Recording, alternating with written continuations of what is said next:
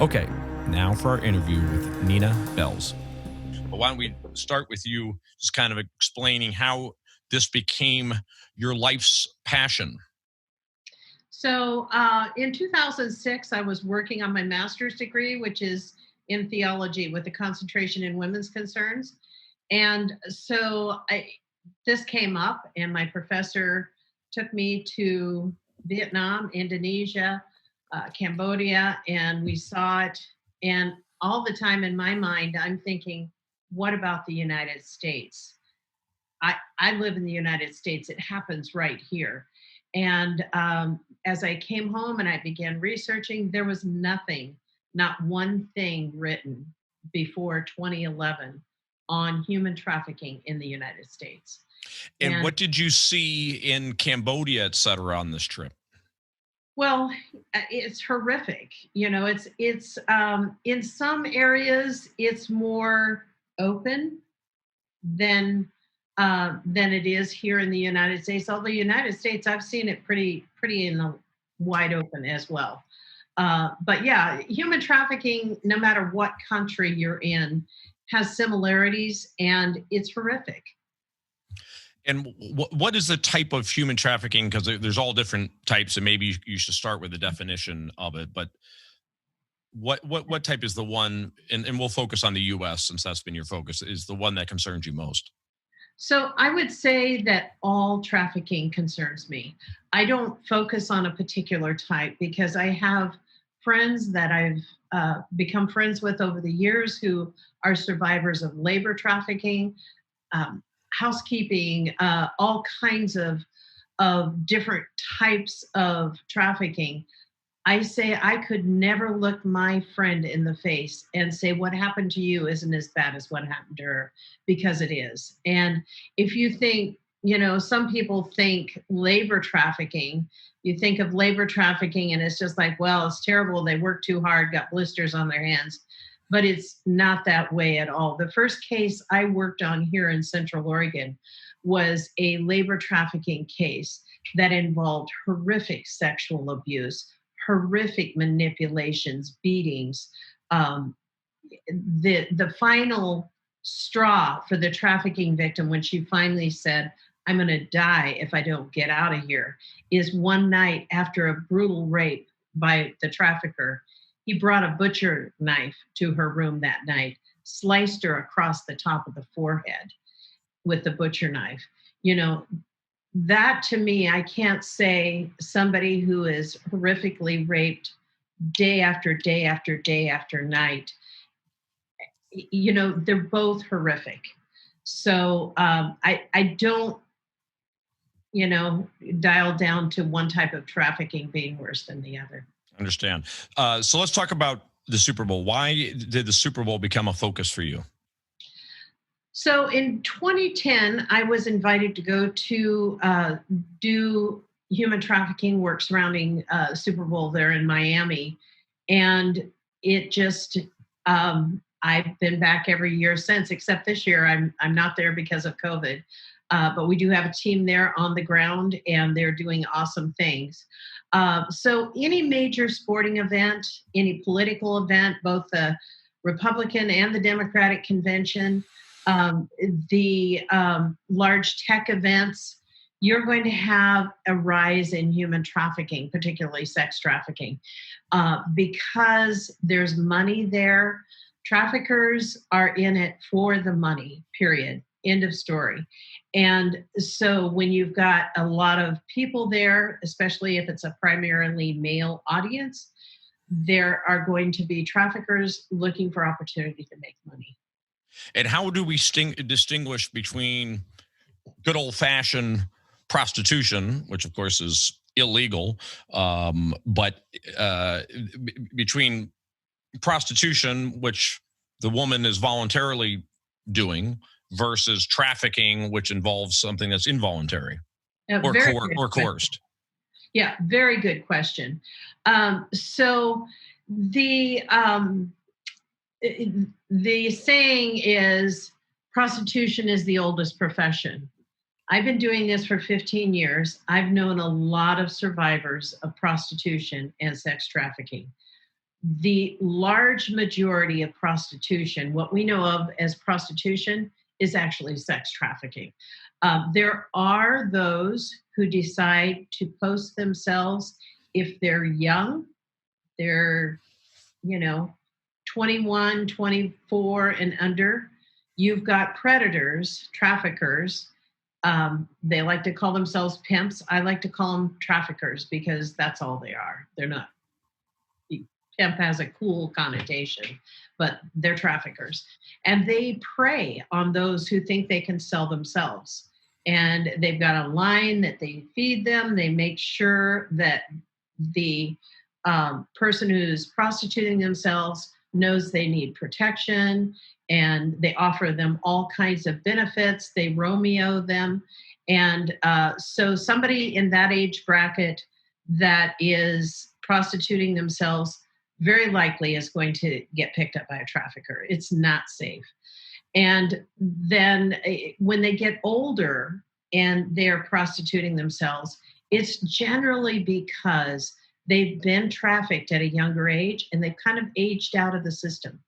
And so they say, I can do this on my own. The traffickers are looking for somebody that's easier to control, easier to sell. And so they go out on their own, and because they don't know anything else. People don't do prostitution because they like sex. It's a totally different game. They do that because they don't have anything else to do. And the misnomer that we've got, the bunny, it's not called the Bunny Ranch anymore, but brothels in Nevada that they're protected, that's a misnomer too, because the traffickers take them down there sometimes as a punishment. If a victim is not producing enough revenue, if they are not obeying the trafficker and making him or her happy. Most traffickers are going to be male, but we're having more and more female traffickers. But if a victim is not producing or doing things right, they take them to those brothels where there's somebody there to keep an eye on them, and they have to produce. So, the whole misnomer that our society has believed about this is what we've got to change. We work a lot with legislation and changing laws and making stiffer penalties for traffickers, making more services available for survivors. But what we have to do, the laws won't change what's happening in the United States, and the arrests won't change what's happening in the United States. And although we're both for legislation and more appropriate arrests, what we have to change is we have to change the culture of the happy hooker, the kind of oldest profession. Those kinds of things have to change, and we have to talk about the realities. So kudos to you for bringing us on to talk about the realities, because that's where we've got to change.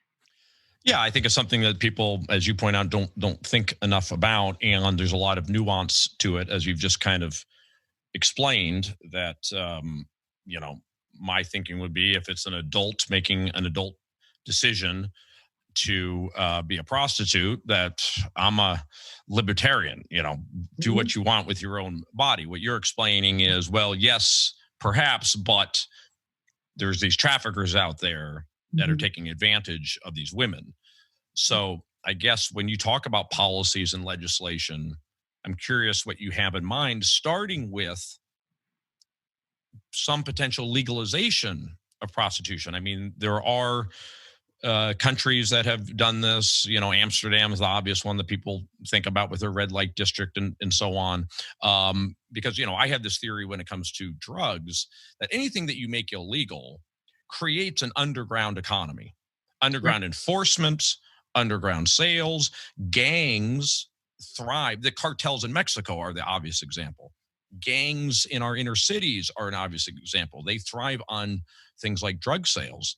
So I've always argued that I think we ought to legalize drugs. That's a whole complicated issue, but why doesn't the same thing perhaps apply to prostitution? That is an excellent question. I'm going to refer you some research to some research from a book called Prostitution and Trafficking in Nevada by Melissa Farley. It is an excellent book, and it tackles that very question. For those who are, there's a big movement right now to legalize prostitution. But if you look at Amsterdam, if you look at those, we just talked about the brothels in Nevada. Those are not safe places. Just because somebody's tested once a month for STDs, that's the most ludicrous thing I've ever seen. They're seeing, 10, maybe 20 different sex buyers a night. And, you get tested once a month. That's insanity to me. And there's, in those brothels, everyone's ripping off everyone. If you look at Amsterdam, I have people, friends who do anti-trafficking work there. There are people trafficked from all over Europe. There's different countries. The trafficking looks different, getting them to Amsterdam. But there's nothing lovely or free about that. And I would agree with you. An adult who is just willingly doing it, that's between them. But what we find is when you have legalization in Amsterdam, in Nevada, anywhere you have the legalization of prostitution, you have a higher incidence of trafficking. What is successful is the Nordic model, where for prostitution, there's services offered, and they don't, but there is tremendous penalties for those who are trafficking. So that way the brothels don't profit. The traffickers don't profit. So you've got to stiffen those penalties and really make it illegal to buy sex, but the victim is never prosecuted. And so when that happens, the prostitution and the sex trafficking moves out of that country. Yeah, it's almost sounding as if you're saying there's very little parallel to making it legal versus illegal when it comes to trafficking, that whether the act itself is legal or illegal, you're going to have groups out there trying to traffic women and make them available, whether it's legal or not. Yeah. Right. So I guess just to keep going a little bit on the line of potential legalization as far as something that could help this problem, I'm just thinking out loud here about a modeling agency. I mean, now a lot of modeling agencies are rife with problems also, but here's an example of a legitimate business, a modeling agency that represents these models and puts them out on jobs and so on. And it's all pretty above board. And for the most part, relatively speaking, safe and efficient. So if it was legal and properly regulated, do you see a scenario where there could be the equivalent of modeling agencies? No, I don't at all. Because again, research shows that the incidence of trafficking goes up when it's legalized. So no, I don't see that at all. I think that I am opposed to that based on, my whole life for the last 15 years has been dedicated to my focus, my viewpoint is from a survivor's point of view. And while I'm not a survivor, I have hundreds of friends who are. And it does them no favors. And you also need to look at the roots of the financing of that movement. It is financed by those in the strip clubs, in the pornography, places that benefit from that are financing that because they want the chains off of them so that they can make more money. Again, right back down to what I said in the beginning. This is based on money. Welcome to America and welcome to the world. Right. But we're not going to make money on the backs of victims. That's my point. If everything is based on money, but I'm not going to make money based on the backs of victims. And that's what we stand to protect. Mm-hmm. Would you say, well, I mean, I guess I would ask, what are the policy changes, law changes that you search for? I mean, being as tough as possible on traffickers, obviously everybody supports that. How do you feel about, should it be, you mentioned the Scandinavian model where it's not illegal for the woman. She would not be punished for prostituting herself. Is that something that you recommend as the U.S. adopt from a legal standpoint? Yeah, I think in the Swedish model, in the Nordic model, the movement is to protect the victim and to put tougher penalties on the trafficker. So we have something called a freedom sticker, and we've done legislation based around that. So that, I'm sure some of your viewers have seen. They're in all 50 states. They go in the restroom stalls. That's oftentimes the only place a victim is able to ask for help. So laws mandating those go in the restroom stalls so people can reach out and ask for help when they're ready. We also advocate for victims because in the life, which is what it's called, the prostitution, the trafficking, it's called the life. In the life, there are basically a lot of interactions between the traffickers, it's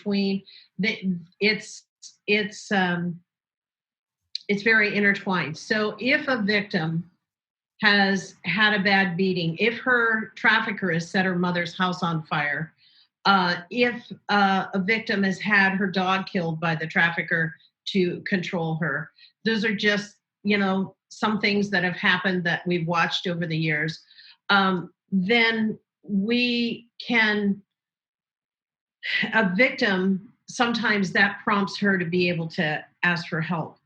So to go then to law enforcement and say, I need help and this is what's happening. Right now, our laws state, for the most part, that she can't go anonymously, which means that not only did he burn down her mother's house last month, this month, he's going to recruit her little sister, pull her little sister from school when she gets out of school. So we need an anonymity for witnesses, complete anonymity, not just until that trafficker is convicted, because one of the things that we do is listening to, in cooperation with law enforcement, is listen to, it's widely known, all jail calls, prison calls are recorded. And so we hear traffickers controlling victims from the inside. So that doesn't make her safe just because he was convicted. Now he's having somebody else do his dirty work outside, and this person who has testified against him has no recourse. So are they going to talk to law enforcement? No. So we've got to really have that mentality that this is about survivors, victims, and we've got to look at that, and we've got to do prevention. That's the other side of this coin, is prevention. In our backyard has a schools program. Every child from the age of 12 through school should have education about trafficking and what it is to look for, what this means. We've never gone into a school, but what we've had some kind of a disclosure. I have been in high schools and watched a trafficker in the hallway with victims. So, we've got to get the education up. We've got to continue to change the laws and do more arrests correctly. And we've also got to do prevention. I would, it makes perfect sense to me that by not making it a crime for, let's say the woman, makes it easier for her to come forward, right? And report something. I'm also thinking though that, the way the police work is they always like to get the person to rat out the person above them. So if they bust someone in a sex crime, then they can say, well, if you tell us who sent you here, et cetera, then you get off. So I'm wondering if prosecutors might say that, well, if you don't make it a crime, then they've got no incentive to rat out the people above them.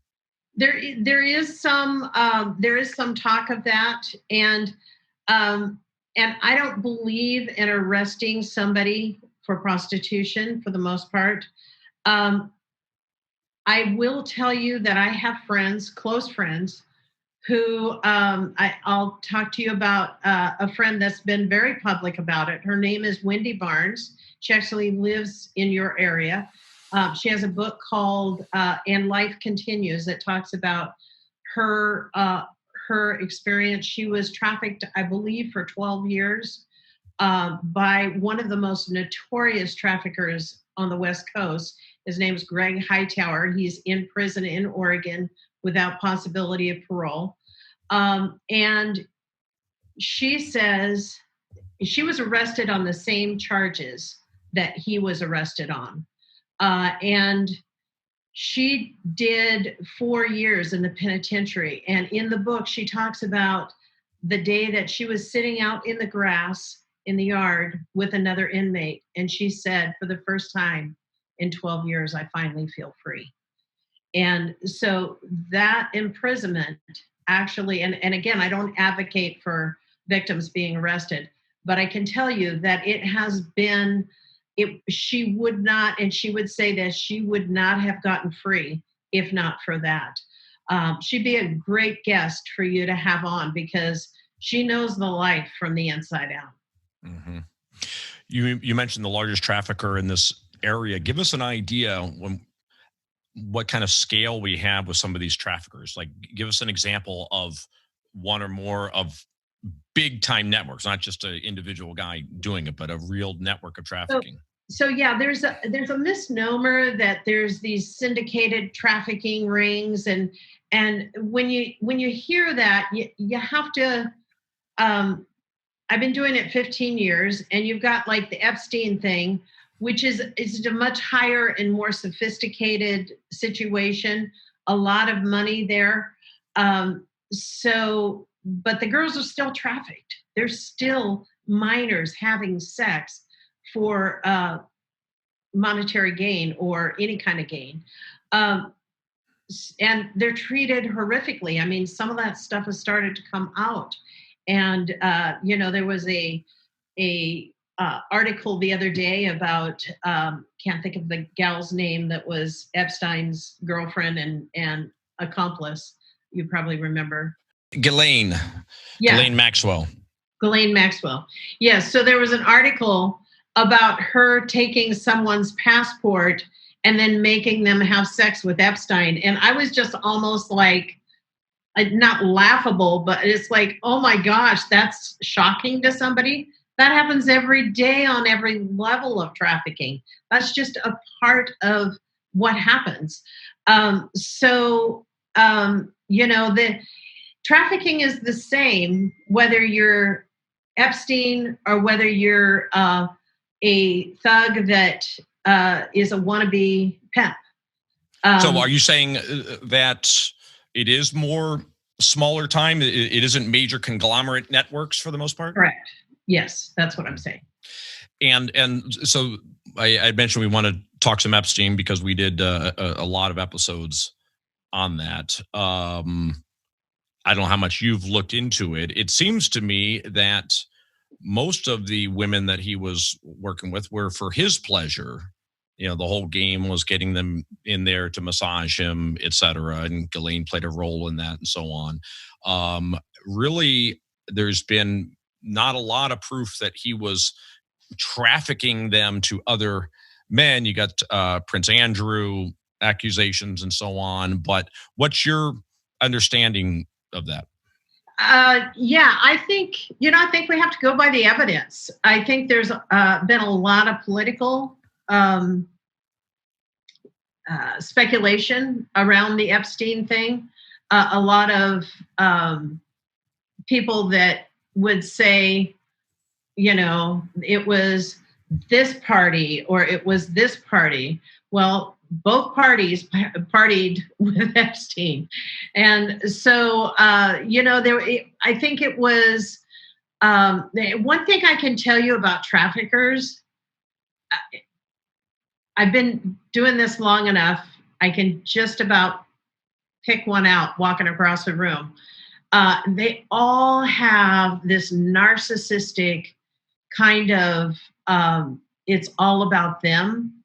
So I would expect that with Epstein, that it would be all about him. I would also tell you, though, that traffickers break in the girls for how horrific that is, but then they put them out. So they see those victims as their property, as something they control. And as a narcissist, controlling that, they'll do whatever. I don't know if Epstein had a lot of sharing of the victims that he trafficked, but I can tell you it's not uncommon with traffickers. Is Epstein a trafficker if he did not, in fact, provide women for anyone other than himself? So the definition of human trafficking is a commercial sex act induced by force, fraud, or coercion, or in which the person being coerced, trafficked, is under 18 years of age. If he had anybody under the age of 18, he was a trafficker. And we know he did. He's a trafficker. Okay. And what about, just so everybody's on the same page as far as definitions, for those over 18, if it was, technically speaking, if it was only for himself, then that technically is not trafficking. Is that correct? So the difference is the force, fraud, or coercion. So can we prove force, fraud, or coercion? Under 18, you don't even have to prove that. All you have to know is they're under 18. It's trafficking. Over 18, if you can prove force, fraud, or coercion, which I think you can in the Epstein case, then he's a trafficker of those individuals as well. Mm-hmm. So the unique thing there being him recruiting them, using girls to recruit them through coercion, bringing them to his house under false pretenses, that kind of stuff, as opposed to, again, this is just kind of about definitions for me, the person who's the guy on a business trip who makes a call to some number that he learns and a girl comes to his room, that's not trafficking. That's being a John. That is provided that it really is somebody doing it on their own, which, as we talked about earlier, is going to be a very small percentage. And I would say that there's some language matters. So I don't like to call sex buyers Johns because they're sex buyers. I know some really nice people named John. And so I call them sex buyers. I don't like to call traffickers pimps because they fancy themselves as that. And I like to call victims survivors. And I've had survivors tell me that they, even if they're still in the middle of the life, they survived to that day. So they're survivors. And they're some of the most remarkable people I've ever known. So those are that's some good terminology. So a sex buyer, to be clear, is not necessarily a trafficker. Correct. The girl could be being trafficked, but the buyer that's unbeknownst to the buyer. You're pointing out that, hey, look, everybody should be aware that if you're ordering a prostitute, there's a good chance she's being trafficked. Exactly. So everybody should be very aware of that. Right. But technically speaking, that person's a sex buyer, not a trafficker. That is correct. And then something just occurred to me when you use the term survivor. They talk about the Harvey Weinstein females that they call them survivors. So, which I don't know, that seemed a little overly dramatic to me, but kind of help us understand why that's may or may not be overly dramatic to call somebody in that situation a survivor. That's not overly dramatic at all. If you've been trafficked and you're alive, you're a survivor. That's just the facts of, it's like you have survived that. And so that makes you a survivor. There are all different survivors that are in different stages of recovery. But you think about somebody who's been raped. They're a survivor of rape. Why is it any different than if somebody's been trafficked? They're a survivor of trafficking, even if they were only trafficked once, which would be miraculous to only be trafficked once. So tell me, I just want to touch on a few random things before we wrap up that I wanted to ask you about. But those stickers, tell us about how effective they are, and how many phone calls you guys get as a result of these stickers that you put up, hoping that someone who's in a bathroom sees it and realizes that she needs help. Yeah. So these are some of my favorite things to talk about, because these little freedom stickers, and if I may, I'd like to give our website, because people can call and get them for free. It's www.inourbackyard.org.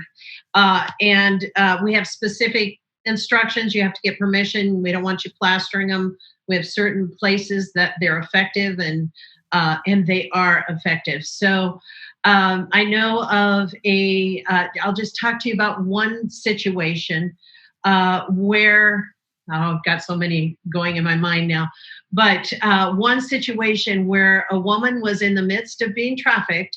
Her trafficker stopped at a convenience store, and we have a whole program called Convenience Stores Against Trafficking. We're in over 22,000 convenience stores nationwide, and we've trained hundreds of thousands of convenience stores employees.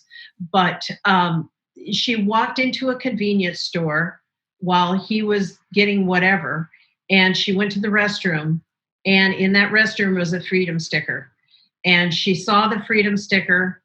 She took down the number when she was by herself, and a victim will probably put that in her phone. She may put it in as John on Thursday afternoon.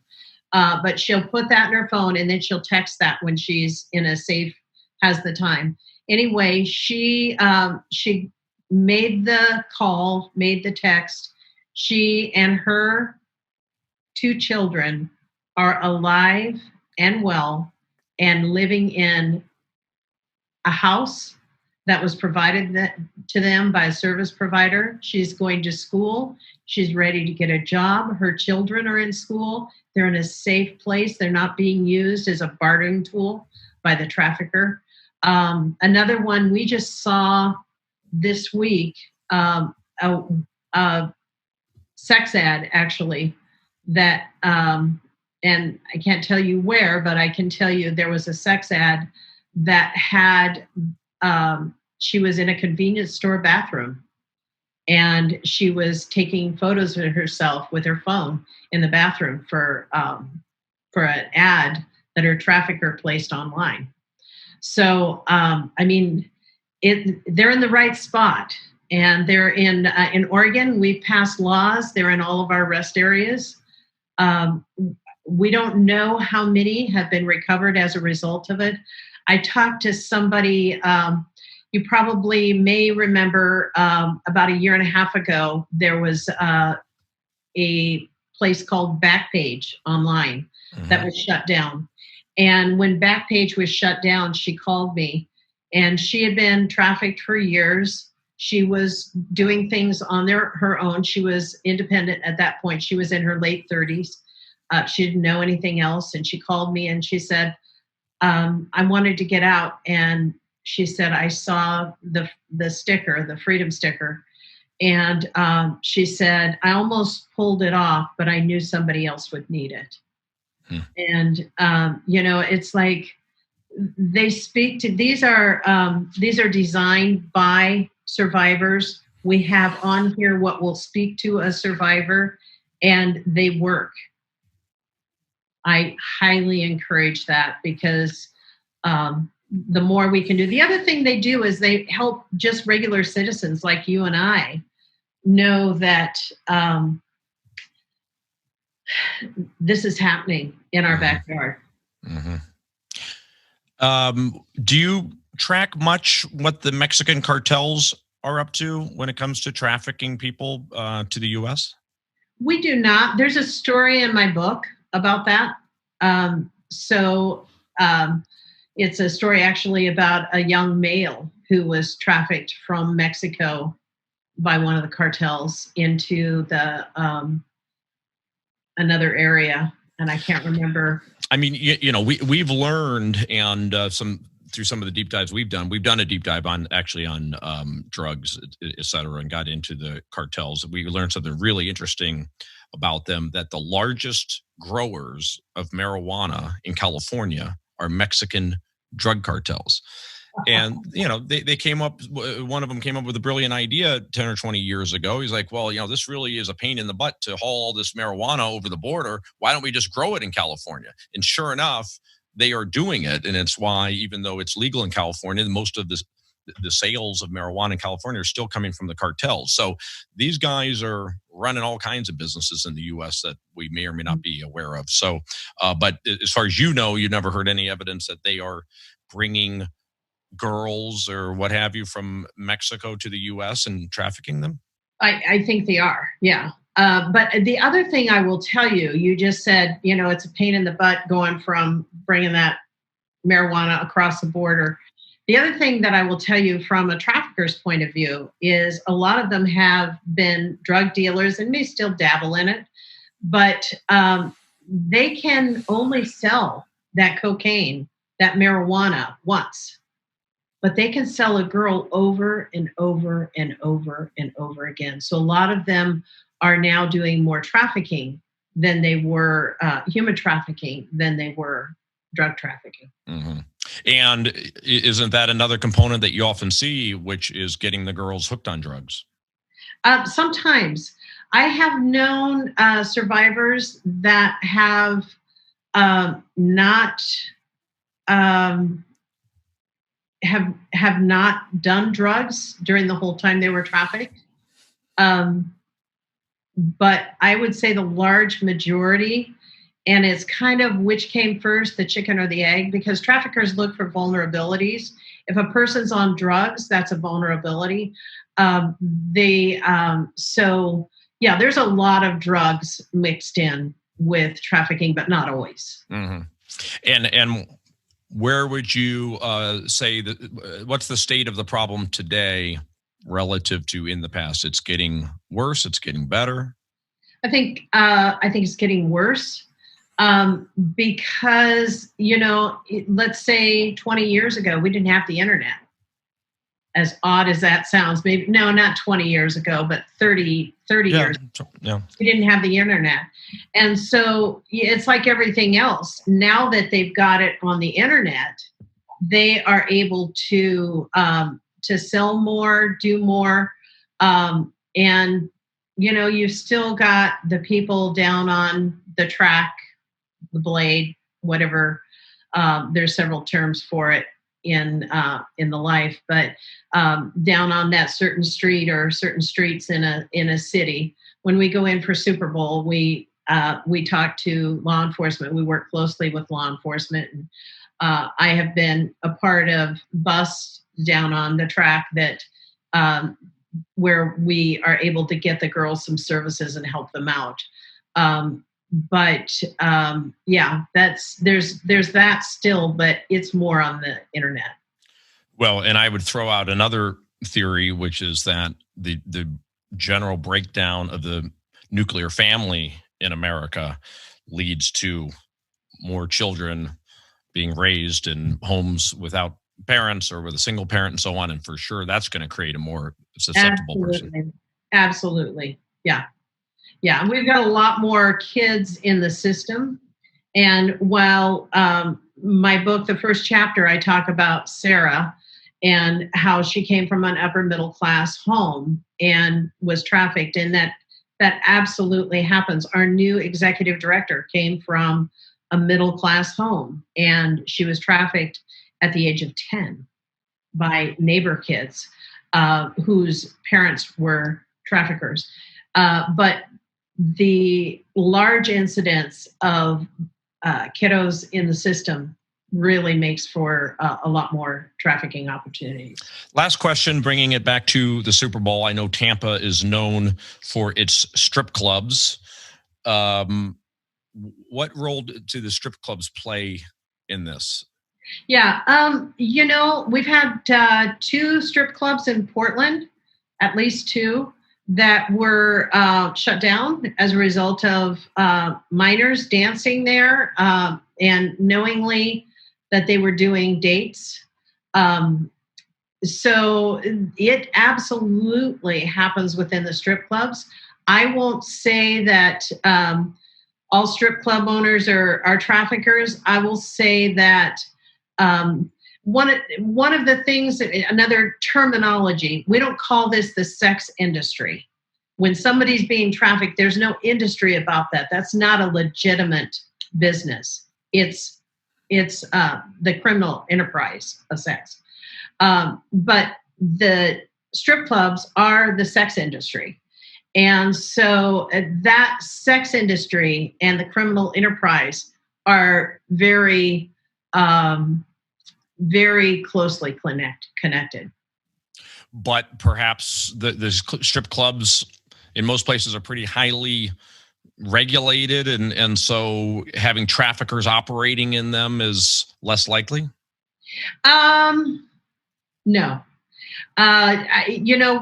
I've been in a lot of strip clubs over the years, and some are going to be more they're regulated, and it depends on the city regulations. Usually that's not a state regulation. It depends on the city regulations, how careful the city is looking at that. And some strip club owners will have certain things that they're not going to tolerate, but it's absolutely intertwined. Mm-hmm. The stickers belong in those bathrooms too, it sounds like. Yes. Well, one little story before we close. One of my favorite. We mandated in Oregon, not mandated that they be put up. We mandated that the freedom stickers go out with every renewal of a liquor license in the state of Oregon. And one of my favorite calls for freedom stickers is a strip club owner. He's like, I got to get some more of those blankety blank stickers for my bathrooms. And he thought he was mandated to put them up, and I wasn't going to tell him any different. So, yeah, that was pretty funny. That's funny. Yeah, well, those stickers sound great, and we'll definitely promote inourbackyard.org, right? Right. I hope you've got a deal with 7-Eleven that they just put them in all of theirs. We have some 7-Eleven stores. We have 2 of the top 20 convenience store chains, Come and Go and Casey's. Both are partners of ours. We just signed a deal with BP Oil.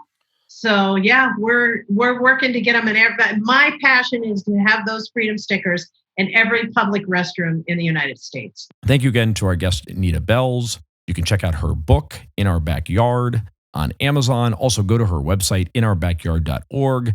And as she said, you can request the stickers there that seem to be very effective. Go to inourbackyard.org if you want to request those stickers.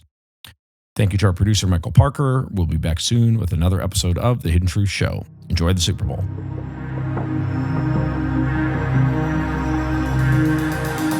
Thank you for listening to The Hidden Hidden Truth Show with Jim Breslow. You can find us at hiddentruthshow.com. Follow us on Facebook, Twitter, and Instagram at Hidden Truth Show.